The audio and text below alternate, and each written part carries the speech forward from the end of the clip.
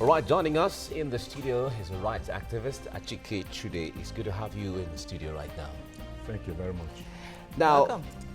one strike too many, that's what Nigerians would say. And at this time when, especially in the petroleum industry, where everyone sells petrol at 145, it is assumed one way or the other that the profits and all of that made from some of these differentials between the actual cost and that ceiling there would have taken care of some of these issues in the industry where Nigerians don't get to see strikes in that industry anymore. But this is not the case. Well, if you say one strike too many, I would say one problem too many. Okay. I mean, problems necessarily necessitate things like this, strikes. And if you talk about the increase in the pump price of fuel to around 140 naira, the fact that some people would seem to be making some profit from there, I would tell you that both Nupeng and Pengassan, actors in this particular strike, are not there for profit making. They are there, for the just compensation of their members, but of course, we know that the problems in the oil sector are not brought about, or were not brought about by the workers in the oil sector.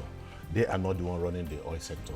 It is an arrangement between the federal government and then the oil majors in most instances. And so if there is a breakdown in the oil sector that has necessitated this strike, really, that really has nothing to do with the workers. Essentially, it is very clear that unions are there to protect the interests of their members.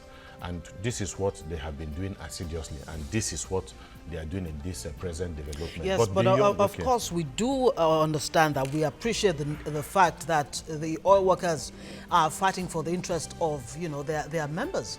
But it seems the use of strike, I mean, just like Mike has said, it's one strike too many. It's almost looking like some kind of blackmail. Their demands, when you look at it, are mostly long-term.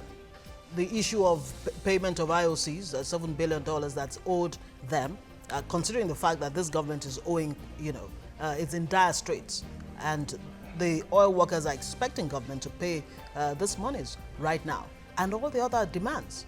Well, I think the issue is this blackmail? No, you see, people could come up with this. This in itself is blackmail. When Nigerians make this kind of arguments, when people are exercising their franchise, their democratic franchise, to show displeasure, and when they are not doing it in ways that are contrary to the rule of law in the country. But beyond that, again, it's like all the other strikes that you've had in this country, whether it had to do with the strike, doctor strike in Lagos, which my organization, JAF, also supported for a reason, whether it was the ASO strike itself, which JAF also supported for a reason, you realize that it is not about the sectoral interest of the people who are representing that particular sector. For instance, whether it is doctors or lecturers and so on, it's a global issue, it's a national issue. Because you see, when you embark on strikes like this, you're looking at the development of that particular sector, total development of that, of that sector. For instance, the ASO thing was not about the payment to and remuneration to lecturers and so on. It was about making sure that the university system is properly funded so that we can have the kind of education that will stand the test of time internationally. But ultimately, it is good for the government. The same thing with the oil sector. And that's where I'm going. It's not just about the interest of the workers. It is beyond that. It is about the survival of the oil industry. Because without that oil industry, where is the country going to be? Without that oil industry, where are the workers going to be? So that is the essence. Because you see, it's not just that the companies are laying off their staff and the rest. They are not able to, have new investments in the oil sector to boost the revenue profile of this country through increased production of speaking crude oil of the nation's and so on. revenue profile, is this not creating more problems rather than actually solving a problem? I mean, Nigeria is just coming out of a public holiday that experts actually say cost Nigeria over $1 trillion naira, and Nigeria is in a bad place financially, economically, and then you add this into the mix. So the Does workers, this solve the problem? the workers must be blamed for a holiday that a lot of people feel was absolutely unnecessary. If we had a loss to the economy, it was not a problem of the workers. I mean, these are the issue. I understand the worries that you are expressing, but the reality is that If some of us are where we are today because Nigerians over the years have refused, to stand up and be counted when it comes to ensuring that they try to protect the interests of their country by insisting, by putting pressure on the political class to do the right thing at the right time. We have not done that. So you now have all this multiplicity of problems, and complexities coming up at the same time. And then the next thing is the only way is just to blackmail the workers that they cannot, exercise their franchise. They are looking at their jobs. No, do not forget that this is about the lives of the workers. They have to, send their children to school. They have to, pay, pay, their bills. They have to carry on a minimum standard of social living, your social existence and so on. So it's beyond, when you look at it, on the basis of just strike, you forget the fact that this strike is about how you're going to preserve homes in this country. You understand? And I want to believe that the first law of nature, like you said, is preservation. People must look for ways to protect their interests. But certainly, moving ahead, you see that when these strikes are embarked upon, the average Nigerian, sometime who is supposed to be a beneficiary, indirectly or in the long run, or in the general term, is the one who is the victim in general terms.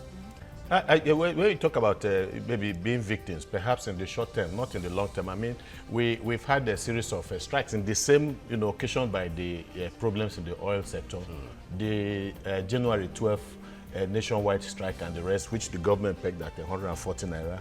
Eventually, it was reduced to, is it about 79 naira and so on. Now, that was money that people would have spent, money that would have done some other things within the economy and so on. But people were able to keep these monies in their pockets, you understand, and save themselves from, all kinds of, economic issues and problems. And now these monies are being, taken off people. It has, serious impact in the economy. Do not forget that sometimes when people talk about price increase, or taxation and so on, sometimes taxations can be used to either inflate an economy, or to, get the economy, to play down on, certain excesses within the economy to stabilize, economic dynamics and so on. But I think in Nigeria, we seem to get it wrong at all times. All right, we'll of course go deeper as usual, but I'd like you to address the issue, the fact that leadership of Pengassan and actually boycotted the meeting, claiming that the notice was impromptu. I mean, I wonder what you make of that. And of course, you had the New Peng staff, members, representatives actually on ground to have that meeting. I'm just wondering what this means. Is it a breakdown in communication between the oil workers themselves? But I'll allow you answer that when we take another look at this. It's all right. Now let's move ahead. Now, President Muhammadu Buhari has made the fight against corruption one of his cardinal programs since inception of his administration. But many Nigerians believe the president is taking too much time to deal with corruption, while others say he's towing the right path. Now, they note that it is not how far, but how well. President Muhammadu Buhari is doing a great job, and I want to employ to Nigeria that please we should be patient with him because it's not easy. Well, I think he should put more effort in fighting the corruption. If you can fight the corruption the way you're supposed to fight it, I think it will help the economy of Nigeria. It's one of the basic problems we are having in this country, but in addition to fighting corruption, they should issue out programs, new program of how to diversify our economy, agriculture, industrial. Let there be programs of how they are going to be doing it.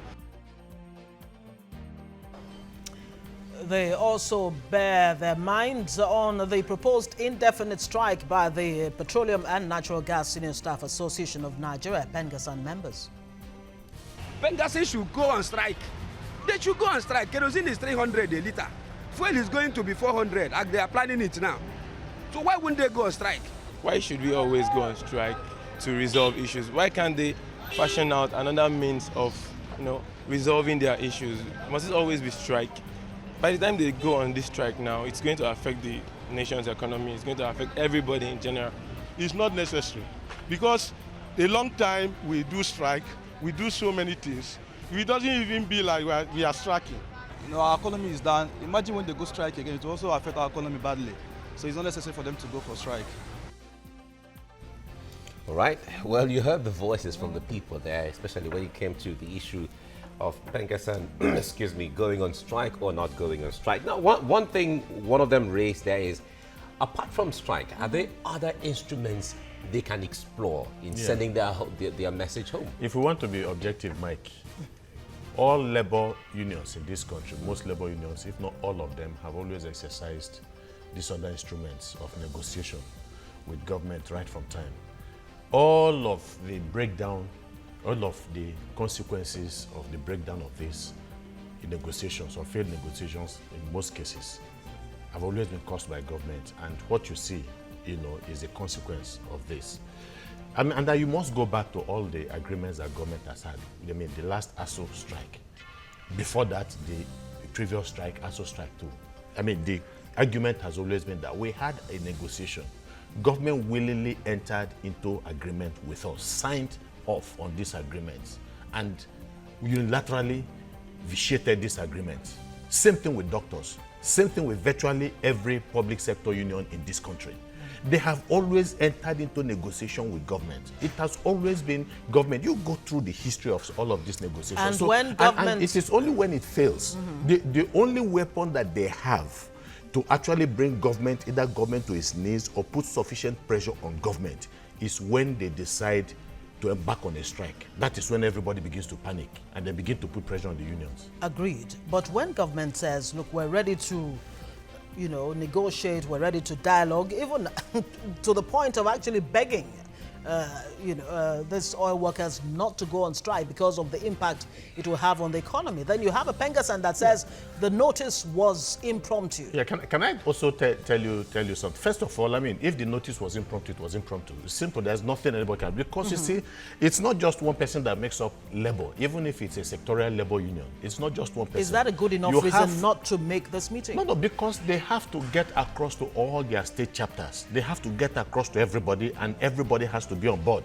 If they are not able to achieve that, then it is the same thing with even the ASO strike that we talk about and so on. So you must give adequate time. That means that government is not either sensitive or understanding of the nature, and character of the unions. Because when you do understand, then you have to realize that things have to be done, the right way. I think that, but again, like you suggested, it's a matter of breakdown in communication. The fact that some of the workers were actually on ground, even though it did not hold, shows an intent to want to continue with this dialogue. All right, but in all of this, do you think, because Nigerians see, if I remember, sometime the Minister of Finance said that Nigeria was broke. She used the word broke. When we see how the government is struggling to ensure that the economy takes shape and social fabrics take shape and all of that, do you think that the timing of all of this is right? I have always maintained there's no right time to do the right thing. I don't know, I have always maintained again that when the government says that it is broke, when government officials make that statement, let us see that reflect in the way they carry on their duties as government. How many governors, for instance, we have not been told, have not been paid their salaries? How many of them have drastically reduced their security votes? Do you understand? Which they do not account for drastically and so on. So they say if you must come to equity, you must come with clean hands. This thing is, is clear. You're owing. The other time, the governor in Nasarawa says, just unilaterally on his own, says, look, workers, without consulting them over their own, salaries and so on, it says, look, you need to take a 50% cut in your salaries and so on, because you do not have money. And it does not reflect in the number of cars in their convoy. It does not reflect in the way, like I said, they carry on their own personal activities and so on. So on what basis? You hear, for instance, at the National Assembly level, humongous amounts of money being allocated to former governors and all of those things. Houses will be built for them every 2 or 3 years and the rest. These are scandalous. Especially at a time such as this. And then I turn back to the people who are just barely eking out an existence, and they say you must sacrifice your salaries. I think it is unfair. Well, it almost seems that the government is between the devil and the deep blue sea. Yeah, I mean, and you're just wondering, so what is the way forward then? I mean, let's even look at the demands of the oil workers. PIB should be passed. It's the Petroleum Industry Bill that's been, you know, on the front burner of national discourse for quite a while now. Nothing seems to be happening there. We agree.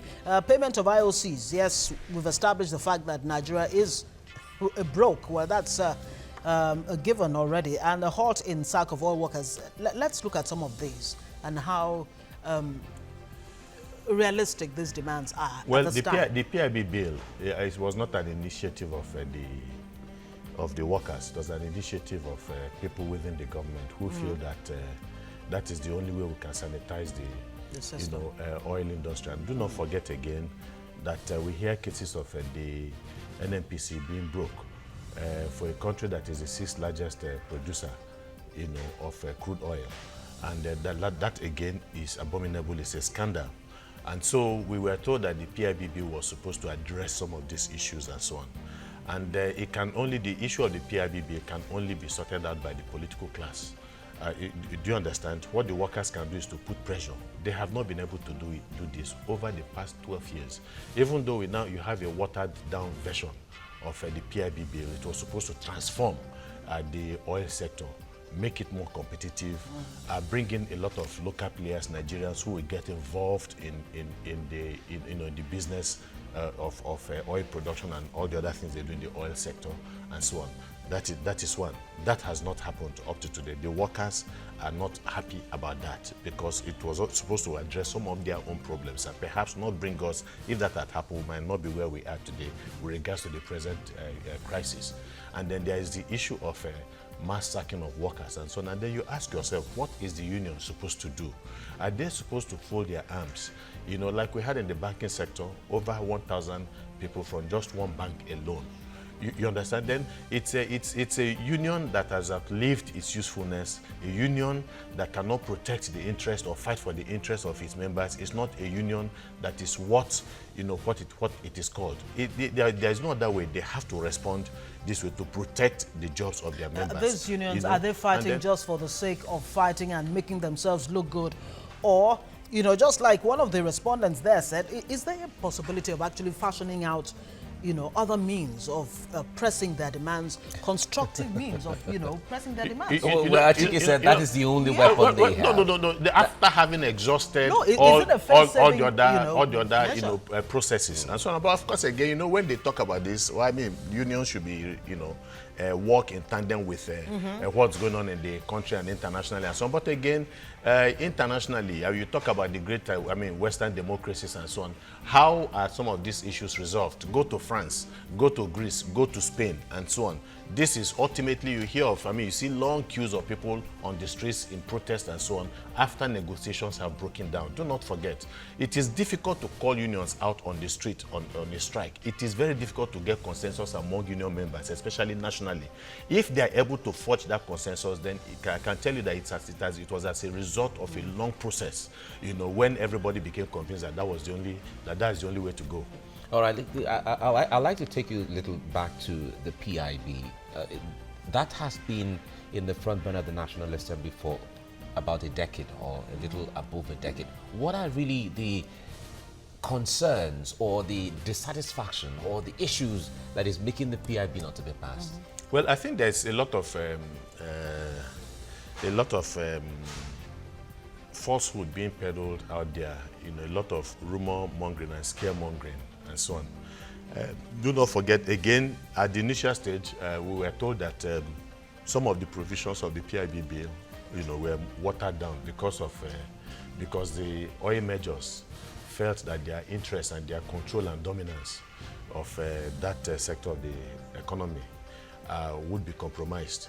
And so they put severe pressure, on government officials to ensure that some of these provisions were watered down, Then again, there was also the sectional, the sectarian nature of the PIB bill, where some people felt that too much power, too much funds and resources were going to be concentrated on people from the zone where this thing was being produced. All right, Achike. Achike, thank you very much for the updated analysis there, certainly. It's my pleasure.